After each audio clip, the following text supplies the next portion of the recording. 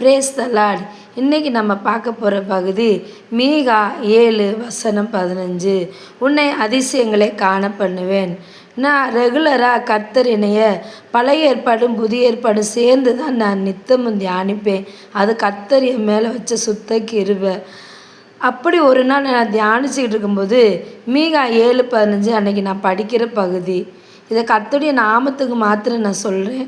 நம்ம கர்த்தர் செஞ்சதை நம்ம ஷேர் பண்ணுவோம், சேர்ந்து தேங்க்யூ பண்ணுவோம். சரிங்களா? இந்த பகுதி நான் படிச்சுக்கிட்டு இருந்தேன். உன்னை அதிசயங்களே காண பண்ணுவேன்.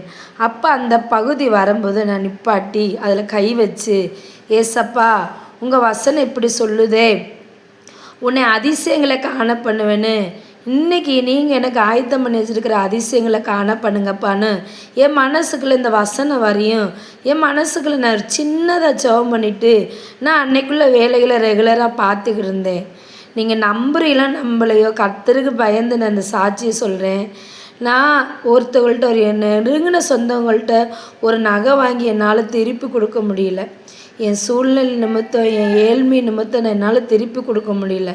நான் அன்னைக்கு இந்த வசனத்தை தியானிச்சுட்டு ஒரு சின்ன ஜெபம் பண்ணிவிட்டு, ஏசப்பா எனக்கு இந்த வார்த்தையின்படி ஒரு அதிசயம் செய்யுங்கன்னு சொல்லிவிட்டு நான் எப்பவும் போல் என் வேலையில் பார்த்து கொண்டு இருக்கும்போது எந்த நபர்கிட்ட நான் அந்த நகையை வாங்கி திருப்பி கொடுக்காமல் இருந்தேனோ அந்த நபர்கிட்டருந்து எனக்கு அப்போவே ஒரு ஃபோன் வருது.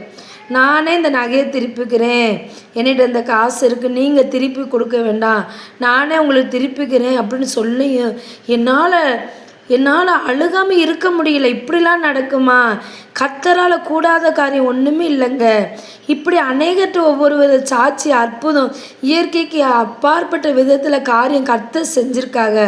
அதை உலகத்துக்கு தயவு செய்து மறைக்காதீங்க, வெளிச்சத்தை மறைச்சி வைக்காதீங்க. உங்களால் இதை யார்கிட்ட சொல்லணும், எப்படி சொல்லணும்னு தெரியலனா நீங்கள் எனக்கு கமெண்ட் பண்ணுங்கள். கர்த்தர் உங்களுக்கு செஞ்ச அந்த அதிசயங்களை நீங்கள் எனக்கு கமெண்ட் பண்ணுங்கள். நம்ம சேர்ந்து ஷேர் பண்ணுவோம், சேர்ந்து கர்த்தரை தேங்க்யூ பண்ணுவோங்க.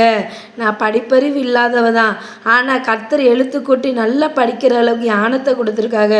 நான் சொல்கிறது கர்த்தருக்கு பயந்து சொல்கிறேன். இது எத்தனை பேர் நம்புறீங்களோ நம்பளோ தெரியல, ஆனால் நம்புகிற ஒவ்வொருவருக்கும் இந்த வார்த்தையின்படி அதிசயம் நடக்கும். நம்ப மறுக்கிற உங்களுக்கும் இந்த ஒரு நேரம் ஏசப்பா நான் யார், இந்த வார்த்தையை நம்மளும் சொல்லி பார்ப்போமேன்னு உங்கள் வாழ்க்கையில் ஒரு அதிசயத்தை அற்புதத்தை எதிர்பார்த்து காத்திருக்கலாம்.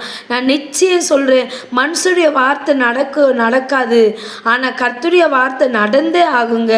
நீங்கள் விசுவாசத்தோடு ஏசப்பா எனக்கு இந்த சகோதரி சொல்கிற மணிக்கா இந்த வசனத்தின்படி எனக்கு ஒரு அதிசயம் செய்யுங்கப்பா அப்படின்னு நோக்கி கூப்பிட்ற இந்த நாளில் உங்களுக்கு